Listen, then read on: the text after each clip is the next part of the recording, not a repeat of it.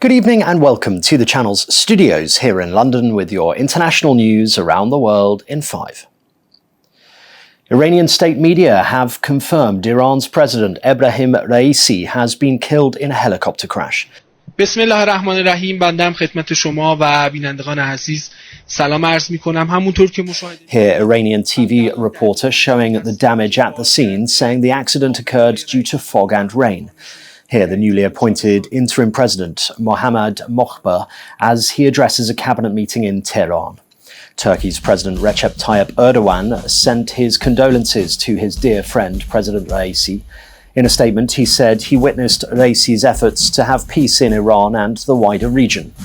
Pakistan's recently elected Prime Minister Shehbaz Sharif says Raisi and Foreign Minister Hossein Amir Abdollahian were good friends of Pakistan. Further messages of condolence have also been coming in from around the world. The chief prosecutor of the International Criminal Court has applied for arrest warrants for Israeli Prime Minister Benjamin Netanyahu and Hamas's leader in Gaza, Yahya Sinwar. Karim Khan said there were reasonable grounds to believe that both men bore criminal responsibility for war crimes and crimes against humanity from at least the 7th of October 2023. Khan is also seeking arrest warrants for two others Hamas leaders, Ismail Haniyeh and Mohammed al-Masri, and the Israeli Defense Minister Yoav Gallant. Israeli politicians have condemned the decision to apply for a warrant for Mr. Netanyahu, with War Cabinet Minister Benny Gantz calling it a deep distortion of justice.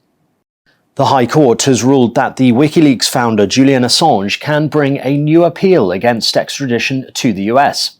He was granted permission to appeal against the order that he be sent to the US to stand trial for leaking military secrets which prosecutors say endangered lives. The decision means Mr. Assange will be able to challenge US assurances over how his prospective trial would be concluded and whether his right to free speech would be infringed. Mr. Assange's lawyers had argued that the case against him is politically motivated. As a family, we're relieved. But how long can this go on? The United States should read the situation and drop this case now. Now is the moment to do it. Just abandon this shameful attack on journalists, on the press, and the public that has been going on for 14 years. This case is shameful, and it is taking an enormous toll on Julian. He is under enormous pressure. He has been in Belmarsh prison for over 5 years. It's been 2 years since the order was issued. This case should just be abandoned.